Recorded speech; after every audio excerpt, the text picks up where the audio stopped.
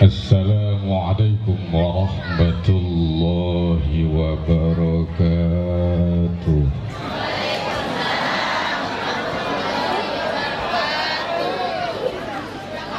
Alhamdulillahilladzi ba'atsa fina rasulahul a'zam wa ja'ala ummatahu wasatan khairal umam hatta yakunu yaumal qiyamati syuhada ala sairil umam.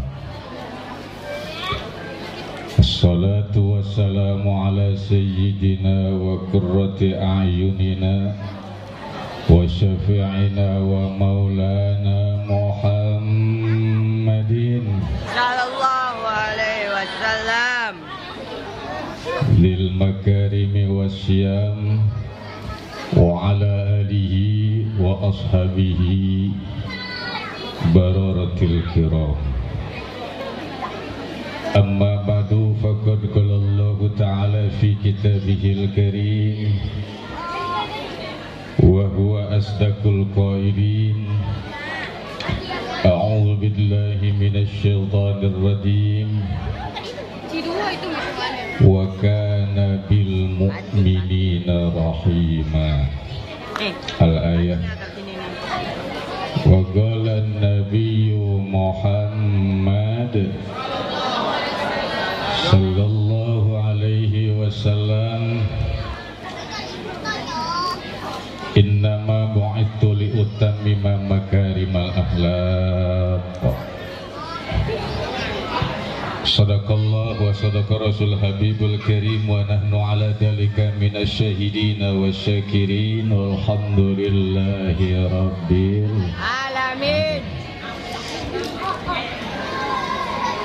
Al-mukarramun, para alim ulama, para asatid, para tokoh masyarakat, para sesepuh bini sepuh, para orang tua, para remaja, dan segenap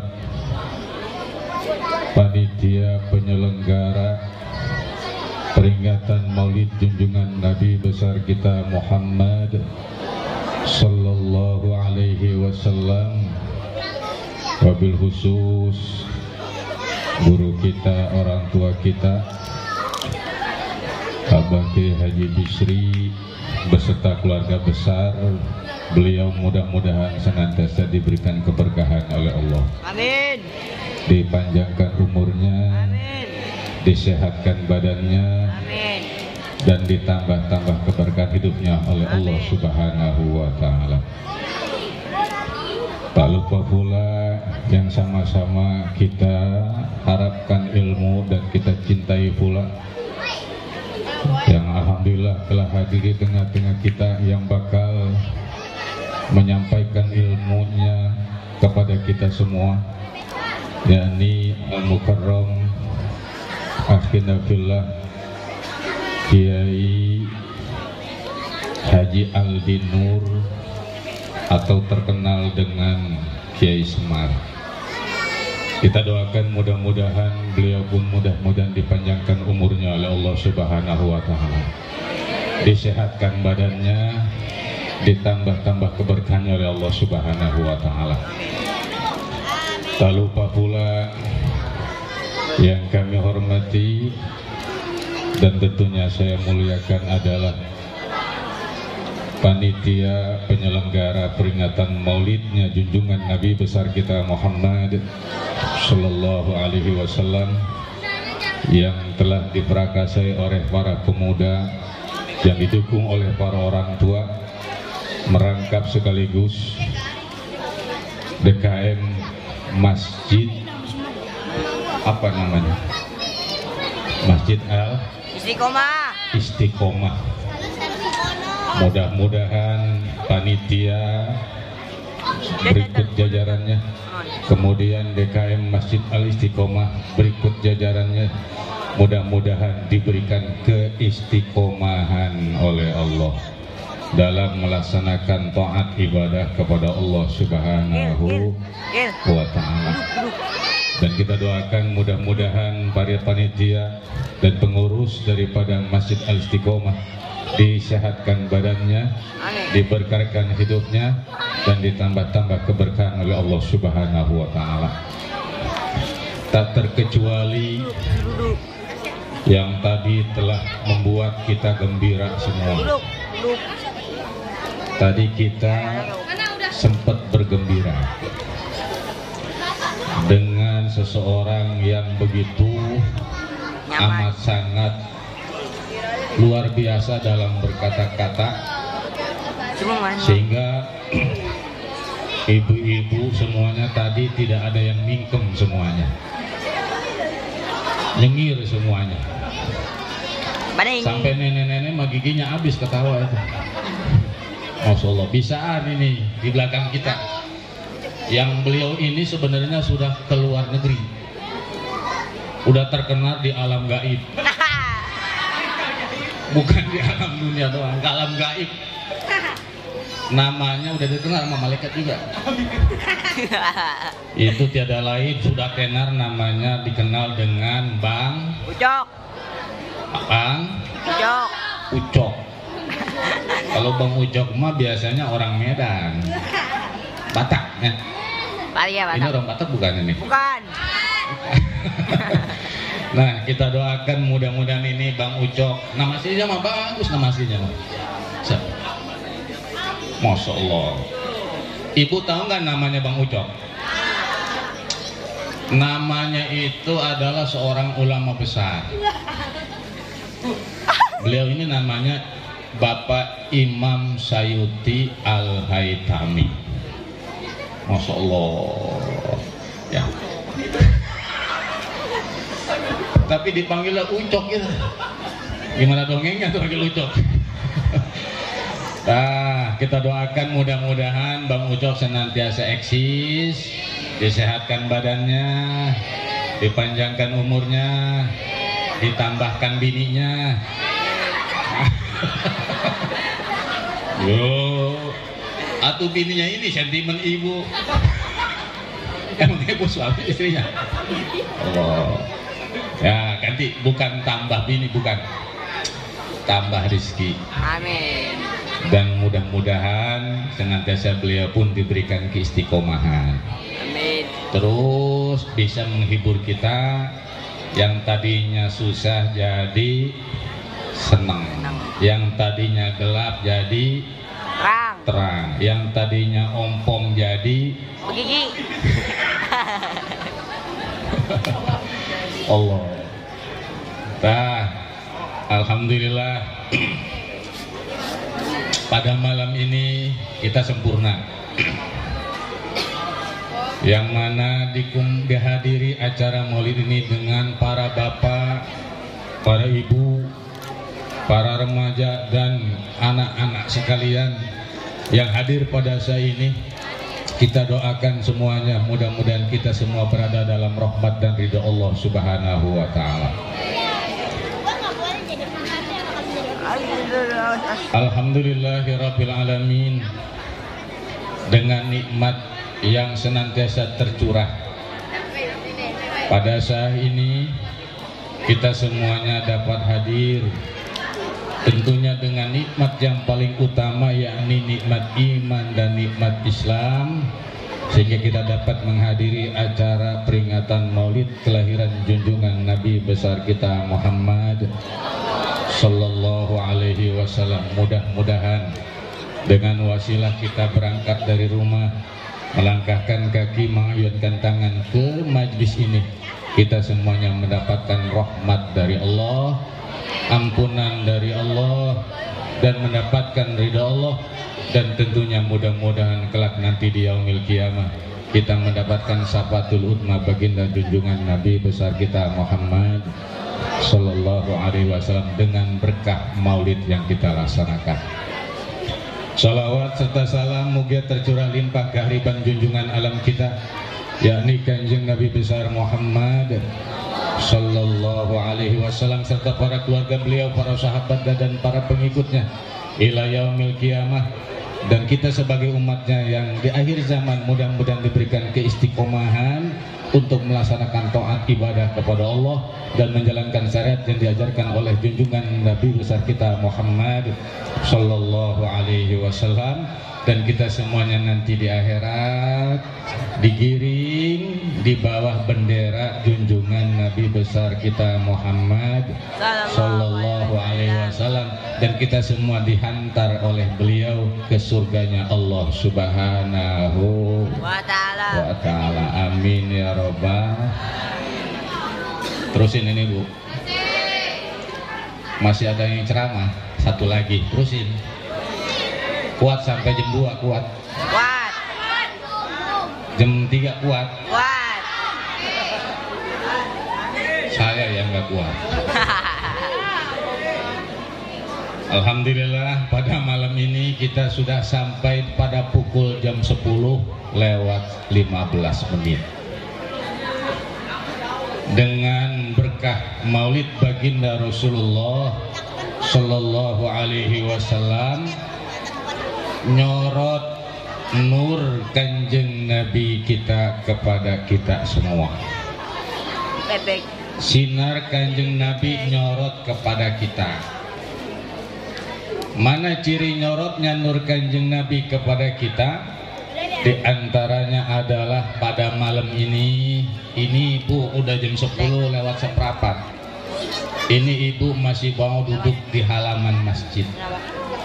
Para bapak masih mau duduk di halaman masjid. Pertanyaan, kira-kira besok mau nggak duduk di sini lagi? Besok jam 10 mau nggak? Ya, paling disangka orang gila.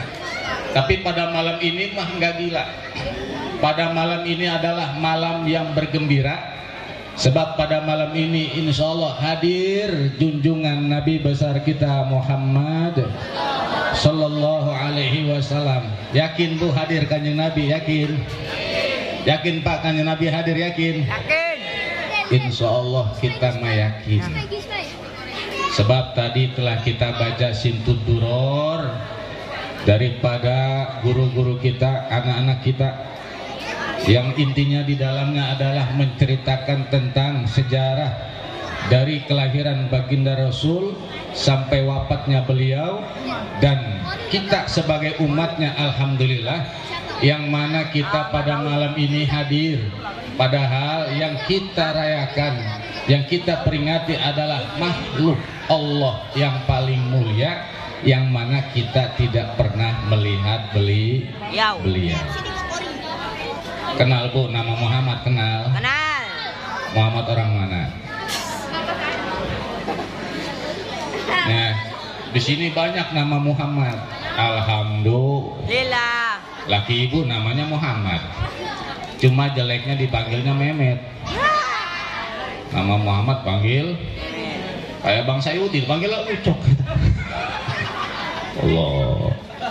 Nah, jadi pada malam ini kita kumpul mengagungkan dan memuliakan daripada makhluk yang paling agung, makhluk yang paling mulia, yang agungnya beliau, mulianya beliau adalah langsung dimuliakan oleh zat Allah yang maha agung dan maha mulia. Tiada lain adalah junjungan Nabi besar kita Muhammad sallallahu alaihi wasallam. Tiada lain panitia mengumpulkan dana untuk perayaan maulidnya Kanjeng Nabi mungkin 1 bulan yang lalu. Terus dicari dana. Itu Bu, dana yang kita keluarkan untuk peringatan maulid nanti bakal jadi saksi bentuk kita cinta kepada baginda Rasulullah Sallallahu Alaihi Wasallam. Dan di antara sedekah-sedekah yang bakal dibalas langsung di dunia. Jadi ada pahala sedekah, ganjarannya langsung dibalas di dunia. Ada yang nanti ditunda di akhirat disempurnakan. Tapi ada satu macam sedekah dilaksanakan di dunia, pahalanya besar di akhirat, tapi di dunia pun dibalas. Mau dikasih tahu? Mau? Jadi ada pahala sedekah yang langsung dibalas di dunia. Ada berapa itu Pak Kiai masalah sedekah yang langsung dibalas di dunia? Ada 3 macam sedekah yang kalau kita laksanakan di dunia itu langsung cash dibayar di dunia. Dan dibayarnya itu 10 kali lipat, bahkan sampai 100 kali lipat. Jadi yang 3 perkara itu adalah yang pertama sedekah untuk memperingati maulid. Makanya ibu yang sedekahnya 1 juta, insya Allah pada bulan besok atau bulan yang akan datang bakal dibalas oleh Allah 10 kali lipatnya. Amin ya robbal. Bakal dibalas. Jadi ada yu'ajjalu ajru shadaqah, disegerakan pahala sedekah di dunia, di dalam dunia. Salah satu ada 3 perkara. Pertama adalah shadaqatul maulid, sedekah maulid. Jadi kalau ibu sedekahnya 1 juta bakal dibalas cash di dunia. Itu nggak nunggu lama Bu, nggak nunggu lama, 10 juta. Alhamdulillah. Makanya nanti setelah kurang maulid, udah yang sedekah 1 juta mah nggak kudu dagang, berhenti. Ngapain? Nungguin balas. Nah, bakal bukti atau tidak? Yang jelas bakal bukti. Nah, itu yang pertama. Sedangkan kalau yang sedekahnya cuma 1000, itu berarti bakal dibalasnya berapa? Atau 10.000. Rugi amat tah yang sedekahnya kecil mah untuk peringatan maulid. Makanya Bu, Pak, kalau ada acara maulid mah sedekah jangan takut-takut, bro-broin aja udah. Bro-broin, pokoknya yang ada di kantong keluarin. Jangan pelit Bu ya. Jangan pelit kalau muludan mah. Sebab kata seorang ulama besar ahli sufi, beliau mengatakan man anfaqa dirhaman fi maulidin Nabi sallallahu alaihi wasallam fa ka'annama anfaqa jabalan min Uhud. Jadi orang yang menginfakkan, mendembakkan hartanya untuk peringatan maulid itu sama dengan dia bersedekah emas sebesar gunung Uhud. Gunung Uhud adanya di mana Bu? Di tanah Arab. Nah, sebesar gunung Uhud, emas sebesar gunung Uhud disedekahkan, tentu pahalanya luar biasa. Nah, ini sama dengan orang yang mendermakan harta walaupun itu tidak besar untuk memperingati maulid, tapi ternyata diberikan pahala yang sama sebagaimana orang yang bersedekah emas sebesar gunung Uhud. Sedangkan orang Tegal Anus ada yang sedekah emas segede gunung Uhud, ada? Ada.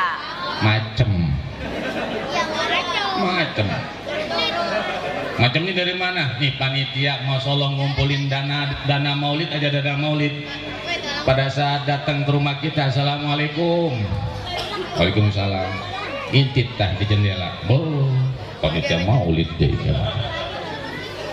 Itu di kantong kita ada 50-an, ada 20-an, ada 10 ribuan, ada 5 ribuan, ada 2 ribuan. Kira-kira yang dikeluarin yang mana nih orang Tegal Angus? 50 apa yang 2000? 2000. Kencang amat ini. 2000. Berarti dia muka 2000 semua ini mah. Allah. Nah, inilah jadi sedekah diberikan ganjaran luar biasa. Jaga, ini bakal jadi saksi bahwa kita cinta kepada baginda Rasulullah Shallallahu Alaihi Wasallam. Yang pertama, yang kedua, sedekah yang langsung dibalas oleh Allah di dunia adalah shadaqatul lisyaihi, sedekah kepada guru. Kita bersedekah kepada guru. Maaf ini mah Bu ya, dulu ketika kita masih kecil ngaji kepada seorang guru, paling banter kita itu bayar uang minyak berapa duit? Dulu ibu ini mah berapa Bu? Gotun. Tahu gotun? Paling gotun dulu ngucok. Zaman dulu mah disebutnya uang minyak. Ibu, kalau diketahui itu duit tuh yang gotun tersebut yang kita sedekahkan untuk seorang guru yang mengajarkan ilmu kepada kita, itu nanti di akhirat bakal menjadi tameng menjaga kita daripada siksa api neraka. Nanti itu duit gotun bakal malang di pintu neraka. Karena duit gotun mah nggak gede Bang Ucok, karena kecil. Nah, orang Tegal Angus ngaji kepada seorang guru yang mana uang minyaknya itu kadang-kadang ngasih, kadang-kadang enggak, dan kebanyakannya kadang-kadang enggak ngasih. Makanya guru-guru di Tegal Angus mah awaknya enggak ada yang gemuk. Kenapa? Sebab kurang gizi, sebab murid yang diajarinnya ternyata pada ngeladut semua. Apalagi yang diajarinnya anak-anak Iqra. Anak sekarang mah Masya Allah, saya juga punya tuh anak murid mah yang ngaji Iqra. Itu gurunya ngajarin satu beres, yang satu beres, kedua diajarin ini, yang satu yang beres bercanda. Sampai gurunya diloncatin. Yang mantap mah peci gurunya terlepas dari pala, jadiin pakai bola. Masya Allah. Insya Allah di Tegal Angus mah nggak ada yang begitu. Nggak ada. Akur apa beda? Di sini kalau para ngaji bercanda, apa pada duduk, apa para tadarus, apa para ngapal? Pada tadarus. Alhamdulillah. Yang di depan doang yang tadarus, yang belakang mah bercanda. Jadi Bu, sedekah kepada guru mah jangan sayang-sayang. Ini mah ada ketika acara apa namanya tuh kalau setiap tahun Bang Ucok? Istipalan. Masya Allah, kata gurunya ngomong sama bininya. Neng, ini acara istipalan, anak-anak pindahan berapa ini? Udah Bang, kalian cepet Bang, cepet. Ih, kegedean cepet mah. Atau nggak pernah uang minyak sih ngaji setahun nggak pernah uang minyak. Ngajinya doang. Tapi bukan orang sini sih, bukan. Orang sono, cuma pindahnya ke sini. Oh, itu yang mantap mah pakai istilahnya gurunya diomongin, Ustadz sih. Haji mumpung jasa. Itipalan anak gua dipiting cepet. Itu mah Ustadz materi jasa itu mah. Mata bitan itu mah Ustadz. Udah Tom, jangan ngaji di sana. Enggak ngaji. Jadi pas mau itipalan anaknya berhenti, otomatis setahun kagak bayar. Nah beres itipalan lebaran mah datang lagi aja masuk ngaji. Orang mana ya? Kata gurunya, sial lu mah. Waktu itipalan lu perek lu belakang lu. Giliran sekarang bulan Syawal masuk lagi aja lu, sial dasar lu. Yang mantap ya Allah. Itu mah di sono, cerita di sono. Di sini mah insya Allah kagak beda. Makanya tuh Bu, sedekah yang langsung kontan dibayar oleh Allah. Kalau kita sedekah 10.000 kepada guru ngaji dibalas 100. Kalau kita sedekahnya 100.000 dibalasnya 1 juta. Makanya kalau kita punya anak ngaji kepada seorang guru, kita rajin sedekah ke guru, itu insya Allah hidup kita berkah. Kenapa hidup kita kagak berkah? Kita jodar kepada guru jodar. Mana jodarnya? Guru mengajarin dari sore sampai malam, ya. Terus anak kita dari nggak bisa baca sampai bisa baca, dari nggak tahu usoli jadi tahu usoli terus. Tapi ternyata kita mah ngasih duitnya berhitungan. Nah inilah jaga. Kalau hidup kita pengen berkah, anak kita pengen pinter, maka itu haruslah kita pupuk dengan cara bagaimana kita mupuk anak-anak kita, generasi kita supaya ahli ilmu, bisa memahami ilmu dan bisa menjadi anak kebanggaan kita. Dan ketika kita meninggal dunia, anak-anak kita yang bakal membacain Al-Quran, anak-anak kita yang bakal jadi imam sholat jenazah kita, kemudian anak-anak kita yang membacakan Al-Quran ketika kita wafat meninggal dunia, dan anak-anak kita yang ketika kita di alam kubur terus mengirimkan doa-doanya kepada kita. Itu caranya bagaimana? Anak kita kudu dipupuk. Caranya bagaimana? Rajin sedekah ke guru. Saya ambil contoh begini. Pohon mangga ya, ditanam, tanahnya mah subur, cuma nggak disiram, nggak dipupuk, tumbuh apa enggak Pak? Enggak. Tumbuh apa enggak? Bakal kering apa mati? Mati. Nya keringnya mati. Kenapa matinya? Enggak disiram. Kenapa matinya? Tidak dipupuk. Itulah anak kita. Anak kita belum punya akar, anak kita belum punya daun, anak kita belum punya buah eta ilmu yang manfaat.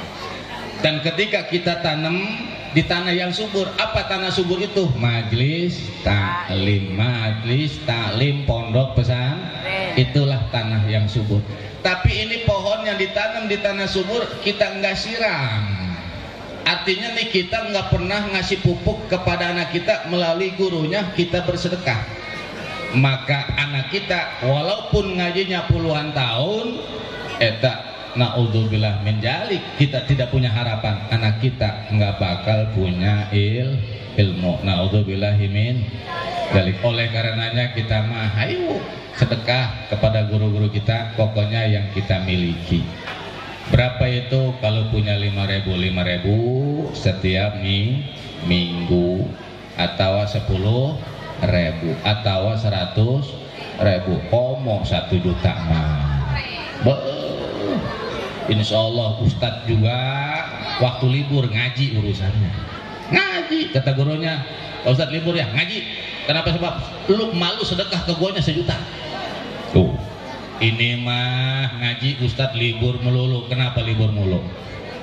Kurang suhu. Nah, bakal dibalas kontan sedekah kepada guru. Di dunia bakal berkah. Yakinin eta mah Pak Bu sekalian. Jadi sedekah kepada guru itu bakal langsung cash dibayar oleh Allah di dunia juga.